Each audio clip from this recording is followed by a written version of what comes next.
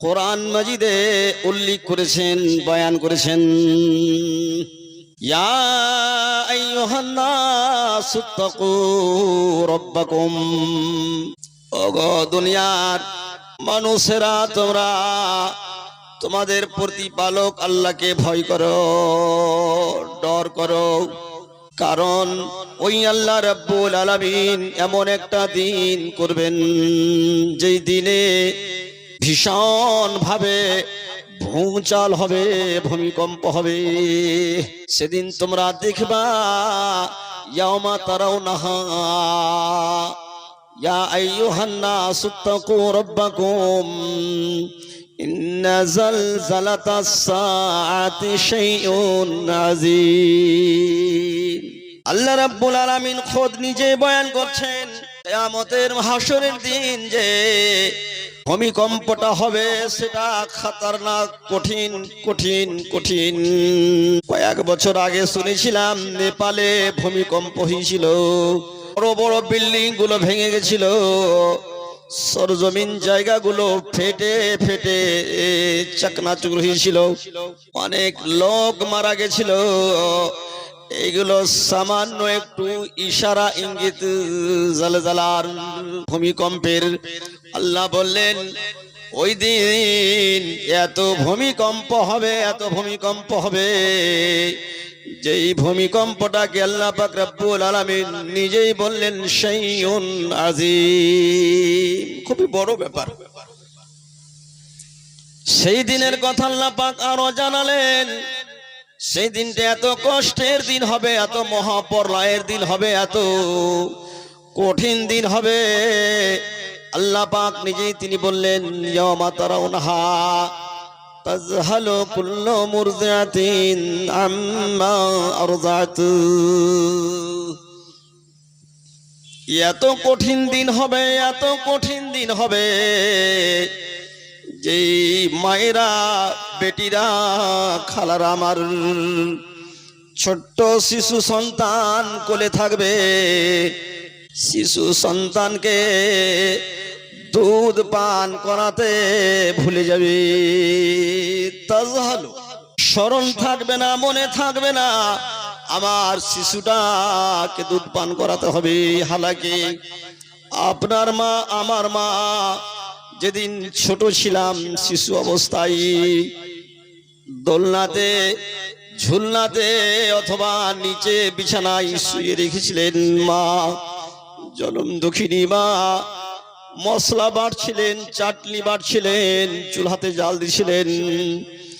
এখনো অবস্থায় যদি একবার আপনার কান্নার আওয়াজ মা শুনেছিল, আল্লাহু আকবার, তরকারি হাঁড়িতে লেগে যাবে, ধ্যান নেই, ভাত লেগে যাবে, পানি লাগবে নাকি, সমস্ত কথাকে ভুলে গিয়ে মা আপনাকে দৌড়ে গিয়ে বুকে নিয়ে নিজের স্তনটা আপনার আমার মুখে দিয়েছিলেন, কান্না থামিয়েছিলেন। দুনিয়া একদিকে হয়ে যাক, কিন্তু ছেলের ক্রন্দনা মা সহ্য করতে পারবে না। প্রথমত ছেলেকে, যদিও ছেলে খিদার তাড়নায় কান্না করে না, অন্য কোনো কারণে কান্না করছে, কিন্তু মা প্রথম স্টেজে চেষ্টা করেন ওই ছেলেটাকে বুকে না গিয়ে স্তনটাকে মুখে লাগার চেষ্টা করেন, যে হয়তো খিদা পেয়েছে। বন্ধুরে আমার, ভাইয়েরা আমার, আল্লাহ বলছেন এই মা কাল কিয়ামতের মাঠে, হাসরের ময়দানে নিজের সন্তানকে দুধ পান করাতে ভুলে যাবে, স্মরণ থাকবে না। আমি আমার জীবনের একটা ঘটনা আপনাকে বলবো ছোট্ট করে, কোনো একটি জায়গায়, নাম বলবো না, গ্রামের নাম বলবো না, ছেলে ওখানকার মেয়ে, এই দিকার নাম ওদিককার মেয়েটা ছিল, গ্রামের নাম বলবো না ভাই আমার। মেয়েটি জানি না স্বামী স্ত্রীতে কি মন মালিন্য হয়েছে, সমাজ বসে বিচারে সবাই চেষ্টা করলো মেয়েটিকে বুঝিয়ে বুঝিয়ে রাখার। মেয়েটি শেষ পর্যন্ত রিজেক্ট হয়ে বললো, না আমি ভাত খাবো না, আমি তালাক নিয়ে নিব। স্বামীটার কিন্তু ছাড়ার ইচ্ছা নয়। স্বামীতে বলল তাহলে ছেলেটা, দুধ খাওয়া ছেলেটা আমি দিব না, নিয়ে নিব। হয়তো মনে করেছিল ছেলে নিলে ছেলের মায়া তো হয়তো ছুটতে চাইবে না, তো মেয়েটা বলে ছেলে লিবে লাও লিদাবি লিখে দেবো, কিন্তু আমি ভাত খাবো না। সমাজ বসে কাগজপাতি তৈরি হয়ে গেল, মেয়েটা যা সামান পাতি ছিল বহে নিয়ে বাপের বাড়ি চলে গেল। মোটামুটি সকাল 10টার দিকে। আসরের পর নামাজ পড়ে গিয়ে দেখছি ওই মেয়েটা স্বামীর বাড়িতে ওই ছেলেটাকে নিয়ে দুধ পান করাচ্ছে। রেস্টাতে ভাবি হতো, ভজ হতো। বললাম কি ব্যাপার, তুমি যে তখন এত লোক তোমাকে বুঝালো, চেষ্টা করলো বুঝিয়ে তোমাকে রাখার, তুমি এমন রিজেক্ট হলে, এই ছেলেটাকেও ফেলে দিয়ে পালিয়ে গেলে, ফের তুমি কুকুরের মতো সেখানে কি ব্যাপারটা কি? আহা, ওই মেয়েটা তখন ঝরঝর করে কাঁদতে লাগলো আর বলতে লাগলো, ভাই মৌলানা, আমি রাগের বশত তখন তালাক নিয়ে তো চলে গেলাম বাপের বাড়িতে। জোহরের আজান যখন দিল, আমার মনটা যেন কলবল কলবল করতে লাগলো। নামাজের পরে মনে হতে লাগলো যেন ছেলেটা বাড়িতে দুধ পান করার জন্য কান্না করছে, আর কান্নার আওয়াজ যেন আমার কানে এসে টক্কর খাচ্ছে, আমি শুনতে পাচ্ছি।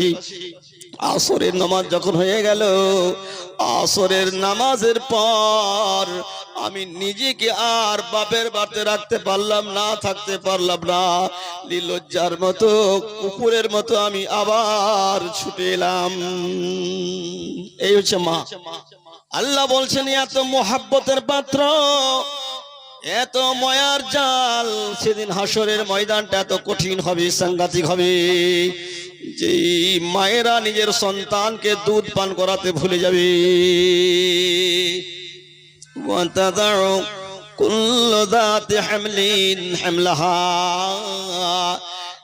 এবং দেখবে সেদিন যে সমস্ত বেটিরা, মায়েরা, বোনেরা পেটে সন্তান নিয়ে মারা যায়, ওই হাসরের মাঠে দেখবে যে ওই সমস্ত বেটিদের পেট থেকে সন্তান নেমে যাবে, পড়ে যাবে, একটুও অনুভব থাকবে না যে আমার পেট থেকে সন্তানটা নিচে নেমে গেল। সন্তান প্রসবের কষ্ট আপনি আর আমি কি বুঝবো? আল্লাহ যদি সিস্টেম করতেন যে একটা ছেলে 1 বছর বাপের পেট থেকে হবে, আর 1 বছর মায়ের পেট থেকে হবে, তাহলে আমরা পুরুষ লোকেরা বুঝতে পারতাম যে সন্তান প্রসব দিতে গিয়ে কি কষ্ট হয়। সন্তান প্রসব আপনাকে আমাকে, মা যেদিন প্রসব জায়গায় প্রসব করতে বসেছিল, আল্লাহু আকবার, দাইমা হাতের তলায় থাবার থাবা মাথায় তেল দিছিল রে, অজ্ঞানের পর অজ্ঞান, দাঁতির পর দাঁতি। অনেক বেটিকে দেখেছেন সন্তান প্রসবের যে ব্যথা বেদনা কষ্ট সহ্য করতে না পেরে ওই সময়তেই মারা যায়। 4 বছর আগেকার কথা, আমার বড় বেটি কোরআনের হাফেজা, এই বড় বেটির প্রথম সন্তান জঙ্গিপুর নিয়ে গেলাম। ডাক্তার দেখিয়ে ডাক্তার বলল, মৌলানা এখনো 15 দিন সময়, এখনো 15 দিন আপনাকে অপেক্ষা করতে হবে, আপনি অ্যাডমিশন করলে করতে পারেন, না তো বাড়ি নিয়ে চলে যান, এখনো সময় 15 দিন মতো লাগবে। ওই দেখেছিলাম জঙ্গিপুরে বাঙ্গালের একটি মেয়ে, বাপের একটা বেটি, যেমন একটা কবিতরকে কেটে ছেড়ে দেওয়ার পর ছটপট ছটপট ছটপট করে লাফাই, ওই প্রথম পোয়াতি বেটিটা ওইভাবে লাফাচ্ছে আর ক্রন্দনা করছে, চিৎকার করে করে কান্না করছে।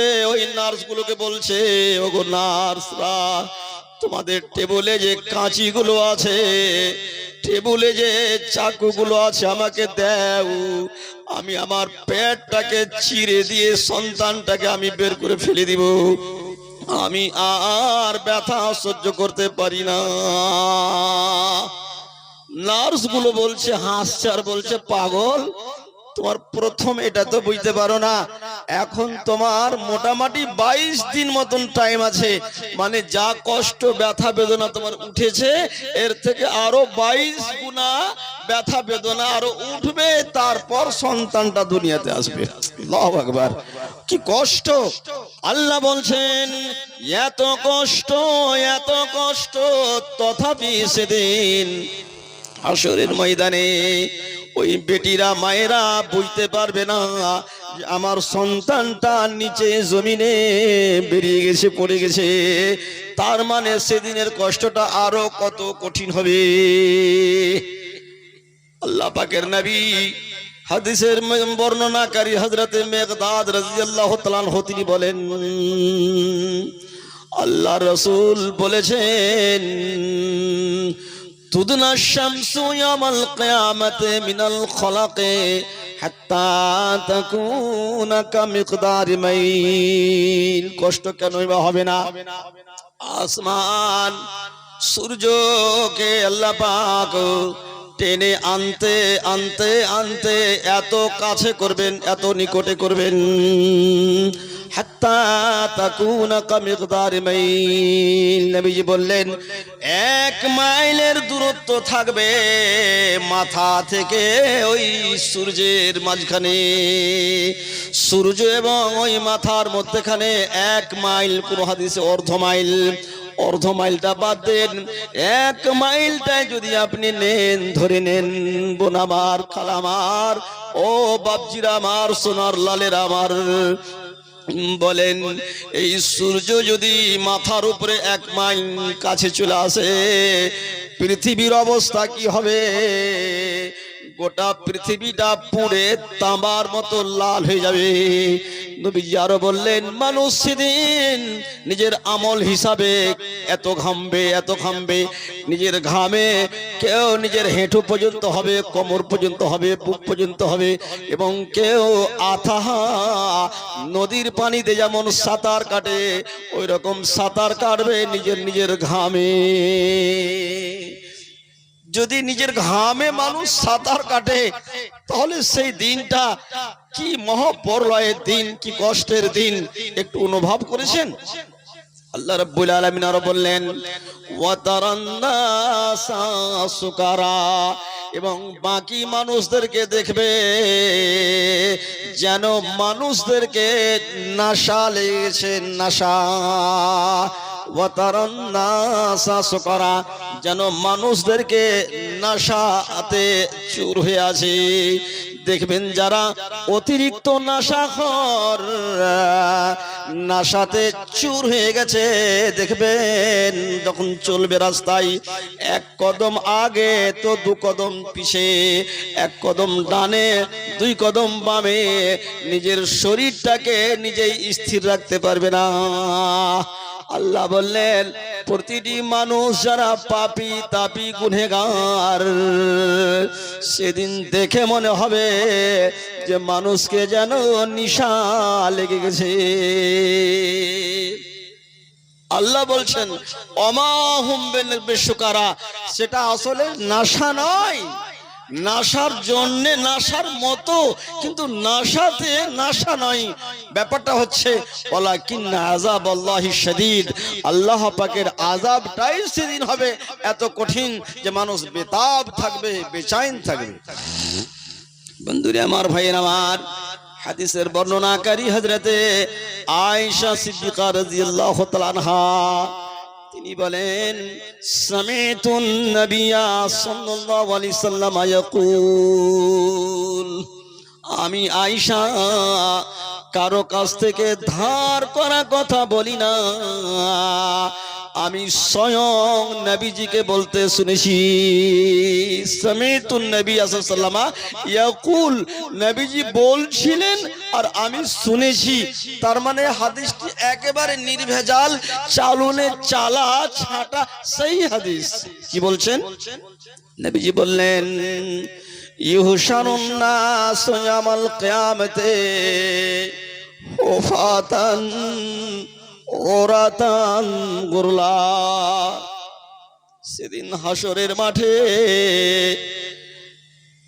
ইসরাফিল আলাইহিস সালাম যখন দ্বিতীয় সূর ফুঁকবেন, প্রতিটি মানুষ সে যে কোনো জায়গায় থাক না কেন, ইহশারুন নাস ইয়ামাল কিয়ামতে, কিয়ামতের মাঠে প্রতিটি মানুষকে জমা করা হবে, নিয়ে যাওয়া হবে, একত্রিত করা হবে। রফাতান ওরাতান গুরলা। এই অবস্থায় মাথাতে কোনো রকমের কাপড় থাকবে না, পায়ে কোনো রকমের চপ্পল জুতা থাকবে না, এবং পুরো শরীরটা যেন উলঙ্গ থাকবে। ছোট্ট 2 আঙ্গুল কাপড় থাকবে না, যে নিজের লজ্জা স্থানটা আগে পিছে কোন রকম ঢাকা হবে, একেবারে খালি শরীর। আহ ও ভাইরা আমার, বন্ধুরা আমার, যারা আমরা এখনো নামাজ পড়ি না, আমি তাদেরকে বলবো, কেন এত দুনিয়ার পিছনে, দুনিয়ার মোহে পাগল, এবং নিজেকে কেন এত শাহিনশা মনে করি, নিজেকে কেন বুদ্ধিমান মনে করি, নিজেকে কেন এত হিরো মনে করি। দুনিয়ায় যেদিন ছিলাম, মায়ের পেট থেকে দুনিয়ায় আসার পর আমার জীবনের প্রথম কাপড়টা যেটা আমি পরেছিলাম, ধ্যান দেন এদিকে, জীবনের প্রথম পোশাক, প্রথম লেবাস আমি যেটা পরেছিলাম, সেই লেবাসটা আমি নিজে থেকে পরতে পারিনি। আমার দাদি, আমার নানি, আমার মা, আমার খালা, মা হয়তো কি বলে জর্জরিত হয়ে আছেন, দাদি, নানি, খালা, ফুফু যারা ছিল, তারা ধুয়ে মুছে নিয়ে আপনাকে আমাকে পোশাক পরিধান করিয়েছিল। আবার যেদিন আপনি আমি দুনিয়া ছেড়ে বিদায় নিয়ে যাব, মারা যাব, ওরে মারা যাওয়ার পর সেদিনও আপনি আপনার শেষ বস্ত্র যেটা, শেষ কাপড় যেটা, কাফন যেটা, এটাও আপনি নিজে থেকে পরতে পারবেন না, লোকেরাই আপনাকে পরিয়ে দিবে। তাহলে নিজের গোসল নিজে করতে পারিনি, নিজের কাপড়টা নিজে পরতে পারিনি, আবার বড় হয়ে 50 বছর 60 বছর বয়স প্রাপ্তির পর যখন আমি যেদিন মারা যাব, সেই দিনেও তো আমি নিজের গোসলটা নিজে করতে পারবো না, নিজের পোশাক কাপড় নিজে পরতে পারবো না। তাহলে কিসের ঘামান, কিসের তাকাব্বরি, আর কেন দুনিয়ার পিছনে এত দুনিয়ার মোহে পড়ে, কেন পাগল আমরা? নবীজি বললেন, হাসরের ময়দানে মানুষকে একত্রিত করা হবে, একেবারে সম্পূর্ণ খোলা শরীর, কোনো কাপড় থাকবে না। আল্লাহু আকবার। হযরতে আয়েশা আশ্চর্য অবাক হলেন, কিলা ইয়া রাসূলুল্লাহ, বলা হলো আল্লাহ রাসূল, আর রিজালু ওয়ান নিসাউ ইয়ানজামি জামিআন ইয়ানজুর বাযুহুম ইলা বাযিন। ধরে আমি আয়েশা, আপনার স্ত্রী, নবীর স্ত্রী, যেই স্ত্রীর মাথার একটা চুল পর পুরুষ আজ পর্যন্ত দেখতে পেল না, পায়ের রংটা, পায়ের তলার রংটা কালো নাকি সাদা নাকি কেমন কেউ দেখতে পেল না, কাল কিয়ামতের মাঠে আল্লাহ রাসূল, আমারও শরীরে কাপড় থাকবে না, উলঙ্গ থাকবো।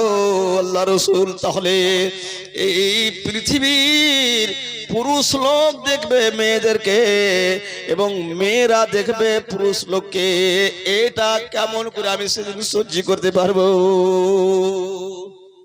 আল্লাহ রাসূল বললেন, ইয়া আয়েশা, তুমি কি ভাবছো যে সেই দিনটা এই দিন থাকবে? কোন মানুষ এমনি করে এক অপরের দিকে তাকাবে, এই সুযোগ, এই ফুরসত থাকবে না। সমস্ত মানুষ শুধু আকাশের দিকে তাকিয়ে থাকবে। আল্লাহ ইয়া রাব্বাল আলামিন, হাজার হাজার বছর পার হয়ে গেল, সূর্য নেমে এসে গেছে, শরীরের মাংসগুলো গলে গলে পুড়ে পুড়ে শেষ হচ্ছে, মাটি পুড়ে তামা, তুমি বিচারে বসো আল্লাহ, বিচার লাও, বিচার করো, হিসাব করো। এখন যে কষ্টগুলো করছি এগুলো গন্তির বাহির। যদি আমার ভাগ্যে 20 বছর জাহান্নামের সাজা খাটার পর জান্নাত থাকে, তাহলে তো হিসাবের পরেই, যাওয়ার পরে দিনগুলো গন্তিতে আসবে। কিন্তু এখনকার যে কষ্টটা তো গন্তির বাহির। এই মানুষ চাতক পাখির নেই, অপলক নয়নে আল্লাহ রাব্বুল আলামিনের আরশে আজিম কখন আসবে, কখন কিয়ামতে বিচারালয় আল্লাহ পাক বসবেন, এই কষ্ট, এই উপেক্ষায় মানুষ থাকবে। ফলে আয়েশা, লা ইয়ানজুরু আল আমরু আশাদ্দু আন ইউহিম্মা যালিক, তুমি যেটা ভাবছো এক অপরকে দেখবে, এটা কখনো নয়, কেউ কাউকে দেখবে না। বন্ধুরা আমার, ভাইরা আমার, হযরত ইব্রাহিম আলাইহিস সালাম, আপনারা নাম শুনেছেন, একজন যোগ্যপূর্ণ নবী। ইব্রাহিম নবী ইয়া তো গোটাই না নবী, যে যতগুলো নবী এসেছেন আল্লাহ পাকের রাসূল বলেছেন হযরত ইব্রাহিম সম্পর্কে যে হযরত ইব্রাহিম হচ্ছেন জাতীয় পিতা। আল্লাহু আকবার, জাতীয় পিতা। এবং তিনি যত আল্লাহ পাক রব্বুল আলামিনের পরীক্ষার সম্মুখীন হয়েছেন, তত মনে হয় অন্য নবীরা হননি। আর তিনি প্রতিটি পরীক্ষাতে তিনি একেবারে স্পেশাল ফার্স্ট ডিভিশনে পাস করেছেন। এই নবী ইব্রাহিম আলাইহিস সালাম কাল কিয়ামতের মাঠে যখন দেখা হবে, যখন দেখবেন ইউতা বিজাহান্নাম ইয়াউমাইযিন লাহা 70 আলফা জিমামিন ওয়া মা কুল্লি জিমামিন 70 আলফা মালাকিন ইয়াজুরুনহা। আল্লাহ পাক রব্বুল আলামিন নিজের সিংহাসন সাজাবেন, আরশে আজিমকে টেনে এনে বিচারে বসবেন। এখনো অবস্থায় নবীজি বললেন ইউতা, আনা হবে, মানে ছিল না, আনা হবে। কিয়ামতের মাঠে জাহান্নামকে টেনে হেঁচড়ে আনা হবে। ইউতা বিজাহান্নাম ইয়াউমাইযিন, সেদিন জাহান্নামকে টেনে আনা হবে।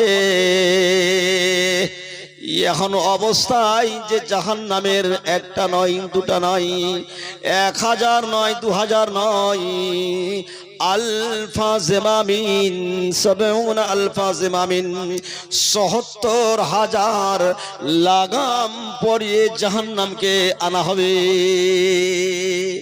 লাগাম, পুরাতন লোক বেশি বুঝতে পারবেন লাগাম কাকে বলে আর পাঘা কাকে বলে। পাঘা হয় গলাতে, মহিষের পায়ে বাঁধে, ছাগলের গলাতে বাঁধে, পাঘা যেটা আমরা বলি। আর লাগাম থাকে কোথায়? ঘোড়ার মুখে, উটের মুখে, মানে মুখে, মুখ দিয়ে যেটাকে পরানো হয় তাকে বলা হয় লাগাম। তো দড়িতে, রশ্মিতে, পাঘাতে আর লাগামে অনেক তফাৎ আছে। একটা মহিষের পায়ে মোটা রশ্মি বাঁধা আছে, ভিজে ভিজে ভিজে ভিজে ওটা কমজোর হয়েছে। আর ওই বড় অর্না পানাটা শক্তিশালী, জোরে যখন লাত মারে, পা ঝাড়ে, মোটা মোটা রশ্মিকে পাটাম পাটাম পাটাপাট পাটাপাট কেটে দেয়, ছিঁড়ে দেয়। কিন্তু ওই রকমই মজবুতের দড়ি যদি তার মুখে লাগিয়ে দেওয়া হয়, ওটাকে আর ছিঁড়তে পারবে না, কাটতে পারবে না। বন্ধুরা আমার, ওই জাহান্নামকে 70,000 লাগাম দিয়ে তাকে আনা হবে। ওমা কুল্লি জিমামিন 70 আলফা জিমামিন, এবং প্রতিটি ফেরেশতা, প্রতিটি লাগামে আবার 70,000 করে ফেরেশতা ধরে থাকবেন। 70,000 লাগাম, এবং এক একটা লাগামে আবার 70,000 করে ফেরেশতা। একটা ফেরেশতার শক্তি কার মতন? আপনারা কেউ আছেন বলতে পারবেন যে আমার মতন? পৃথিবীতে এরকম কোন লোক আছে যে একটা ফেরেশতার সাথে যে শক্তিকে, ক্ষমতাকে তুলনা করবে? যে কোনো ফেরেশতাকে আল্লাহ অর্ডার করবেন যদি অর্ডার পাই, এক একটা ফেরেশতাকে আল্লাহ এত শক্তি ক্ষমতা দিয়েছেন, যদি আল্লাহ বলেন ওরে ফেরেশতা এই 7 তাবাক আসমান জমিনকে তোমাকে হাতে নিয়ে উল্টাতে হবে, 7 তাবাক আসমান জমিনে হাতকে গজ গজ গজ গজ গজ গজ করে ভরতে ভরতে ভরতে এই 7 তাবাক আসমান এবং জমিনকে হাতের তলায় নিয়ে নিতে পারবেন। এবং বাড়িতে মায়েরা বোনেরা যেভাবে চিতাই উল্টাই খোলাতে ওইভাবে চিতাই উল্টা করে উল্টে রেখে দিবেন। আল্লাহু আকবার। এত ক্ষমতা, এত শক্তি। কি নাম তোমার? এই মেয়েটা নাসেবা, তার নাম নাসেবা। কি ব্যাপার মা বোন? নাসেবার মা কে আছো? জালসাতে আছো না আর কোথাও গেছো? কুটুম বাড়ি। আমি আলাদা কিছু বলি না, হতে পারে কুটুম বাড়ি চলে গেছি, যে আপনার নিয়ে আলাদা করিয়েন না। যদি জালসা গায়ে আছো নিয়ে যাও, আর যদি কোথাও আছো তো একটু পরে নিয়ে যাবে, ঠিক আছে? তুমি তোমার কামটাকে সেরে নাও। আল্লাহু আকবার। জি চশমা জানি না, ভারী মুশকিল চশমা করে না।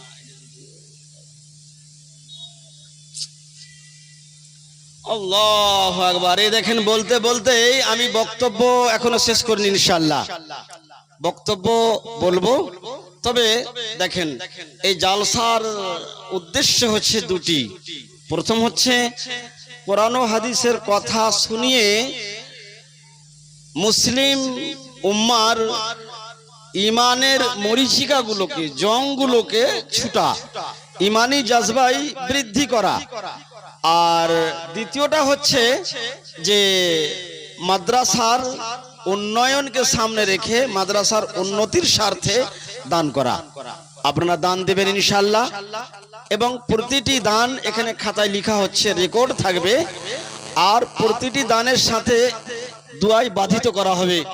আপনারা অনেকগুলো লোক বসে আছেন, সংগ্রামপুরের লোক মোটামুটি কতটিক আছেন? হাত তুলেন তো একবার, সংগ্রামপুরের দেখি, হাত তুলেন, হাত তুলেন। আমাকে জাকির ভাই নিয়েছে খালি সংগ্রামপুর আর সেলিমপুর কুমারপুরের লোক যেন আসে। হ্যাঁ, যদি না আসে তাহলে তো আগেবার থেকে বাদ দিয়ে দিবে। হ্যাঁ, এখনো আসেনি নাকি আবু তাহির? আল্লাহু আকবার। আচ্ছা, যেগুলো দান এসে গেছে ইনশাআল্লাহ, এগুলো তো এসে গেছে, দোয়া দিবই।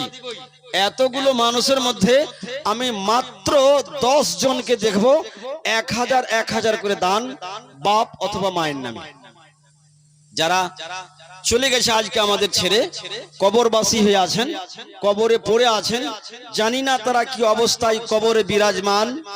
তাই ওনাদের কল্যাণ সাধনায় একটি করে 1000 টাকা কে দিবেন বাপ মায়ের নামে, মাত্র 10 জন এসেন। প্রথমে কে আসবেন? আসুন। প্রথমে এই 1000 টাকার লিস্টে যিনি নাম লেখাবেন, বাকি পরে 9 জন যে দিবেন ইনশাআল্লাহ ওনারা দান দিয়ে যা নেকি পাবেন, আপনি শুরু করার জন্য তত নেকি পাবেন। ওদের 9 জন যা নেকি পাবে, আপনি আলাদা ভাবে এক্সট্রা বোনাস হিসাবে আপনি তত নেকি পাবেন। নবীজি বললেন, মান দাল্লা আলা খাইরিন ফাহুয়া মিনহুম। যারা ভালো কাজের জন্য কাউকে বলে আর সে ভালো কাজ করলো, করে যে নেকি পাবে, বলার জন্য সে তত নেকি পায়। আল্লাহু আকবার। আপনি তো করবেন, বলা নাই। এই দেখেন মাশাআল্লাহ। কি নাম বাবাজি? বাড়ি এখানে জি, রহসপুর থেকে কলিমউদ্দিন বাবাজি। আমার বাপ মা আছে যে বাজি, বাপ মায়ের নামে দিয়েছেন আল্লাহ। ইয়া রাব্বাল আলামিন, আপনার নামটা বলবেন। বেনামিতে একজন রহসপুর থেকে বাপ মাকে স্মরণ করে একটু দোয়া করবো। হাত তুলেন। আলহামদুলিল্লাহ রাব্বিল আলামিনের রহমানির রহিম মালিক ইয়াউমিদ্দিন ইয়াকা না'বুদু ওয়া ইয়াকা নাস্তাইন। আল্লাহ, যোগ্য বাপের যোগ্য ছেলে আল্লাহ দুনিয়ায় বেঁচে আছে, তাই বাপ মায়ের কথা বলতে না বলতে 1000টি করে টাকা তারা দান করে দিয়েছে আল্লাহ। এই টাকা পকেটে থাকলে জিলিপি, গোশ, মাছ কত কি কিনা হতো, কিন্তু না, যোগ্য বাপের যোগ্য ছেলে ছিল এখানেতে 1000 করে দান বাপ মায়ের নামেতে। নাই তারা বেঁচে আজ গেছে কবরেতে।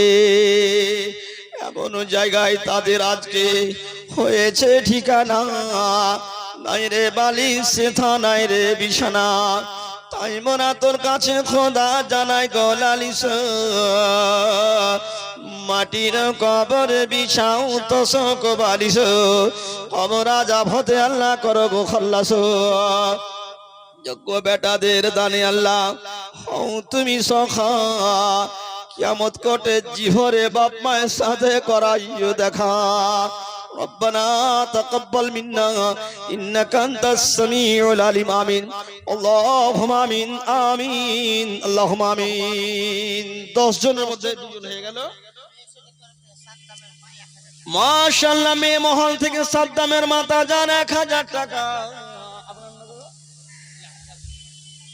রহসপুর থেকে হাজি আব্দুল সুবহান সাহেবের ছেলে আল্লাহ গো 1000 টাকা, পরকালে দিও বাড়ি নেকির অট্টালিকা। যেদিন সূর্য মাথার উপরে নামি আসিবে, এই দানে যেন তারে থাকে ছায়া করে। কি নাম বাবু? আবুল কাসিমকে দেখো আল্লাহ এই 5 নম্বরে ভালো রাখিও আল্লাহ পাক দুনিয়া মাঝারে। 1000 টাকা দান কম দান নাই, তবুও তোর নবীর মোহাব্বতে পড়ে দান করে দাই। বিপদ আপদ হতে আল্লাহ দিও গরিহাই। বাপ মা যদি নাই নাই দুনিয়াতে, শুয়ে আছে যে তারা যদি কবর গড়াতে, এমন জায়গায় আল্লাহ তাদের হয়েছে ঠিকানা, আজ পর্যন্ত তাদের কোনো খবর এলো না। 5 জন হয়ে গেছে, আরো 5 জন বাকি আছে। বেনামিতে একজন বেটি আমার 200 টাকা দিয়ে গেল। আমাদের সংগ্রামপুর থেকে নেকতার ভাই, যিনি মাদ্রাসার মুষ্টির চাল তুলে বেড়ায়, গরিব মানুষ, আল্লাহ 100 টাকা। এটা কি নেব আল্লাহ? ভাইজান আমার নাম না বলে চুপে যাবে, একেবারে কুল্লি সুল্লি করে 1 2 3 4 5 6 3000 টাকা দান করেছে। মাশাআল্লাহ, নারায়ে তাকবীর, আল্লাহু আকবার। আমার ভাইজান কি ভাষায় দোয়া দিব খুঁজে পাই না। আল্লাহ হাড়িতে বাড়িতে বরকত দিও, বেটা বেটি কি আল্লাহ তুমি সুখে দুধে ভাতে খিলায়ো, রোগ মুক্ত করিও। যদি তার কেউ কবরে চলে গেছে আল্লাহ তুমি তাদের কবরটা প্রশস্ত বানিয়ে দাও। সিনাউল 500 টাকা মাশাআল্লাহ। নাসিরউদ্দিন গিরিলবালা, গিরিলের দোকানি, ভালো করে দিও আল্লাহ তুমি জিন্দেগানি। পরিমাণে নাসিরউদ্দিন 2000 দিল, মিহ পরকাল তুমি করে দাও ভালো।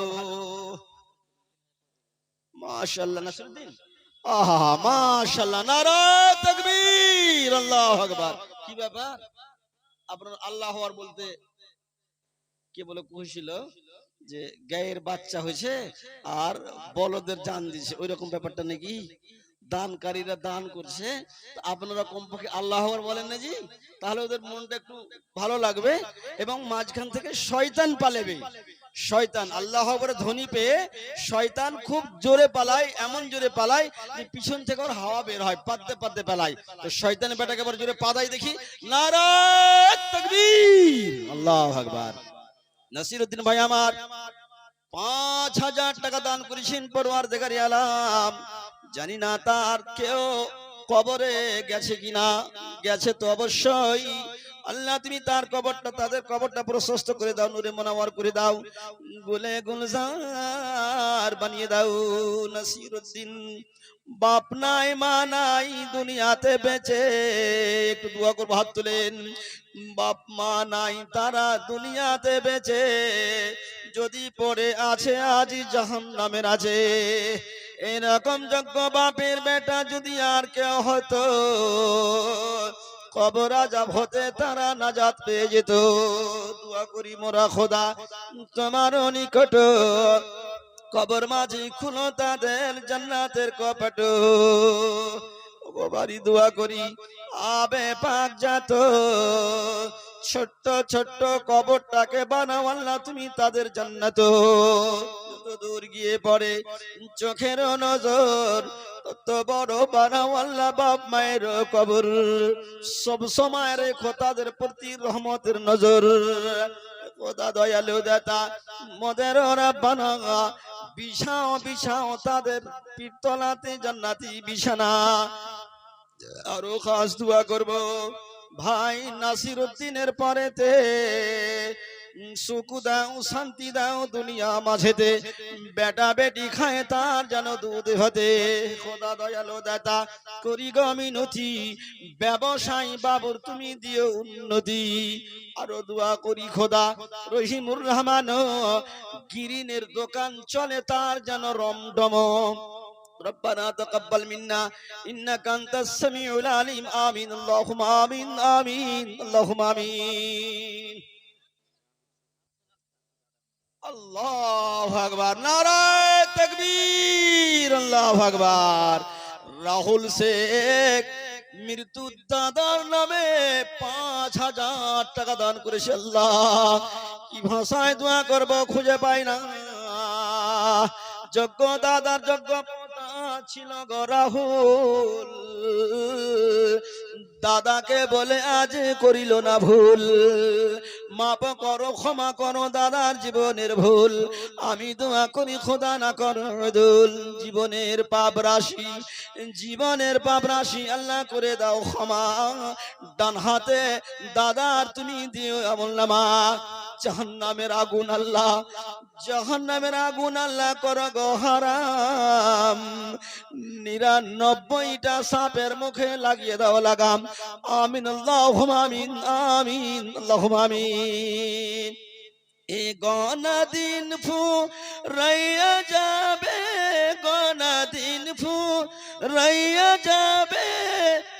জৈবনে লাগবে ভাটি ওই যে দেখো ডাকিতেছে তোমায় কবরের মাটি কবরস্থান এটা আপনাদের না রমনাগার ওই যে দেখো ডাকিতেছে তোমায় কবরের মাটি সন্ধ্যার আগে যেদিন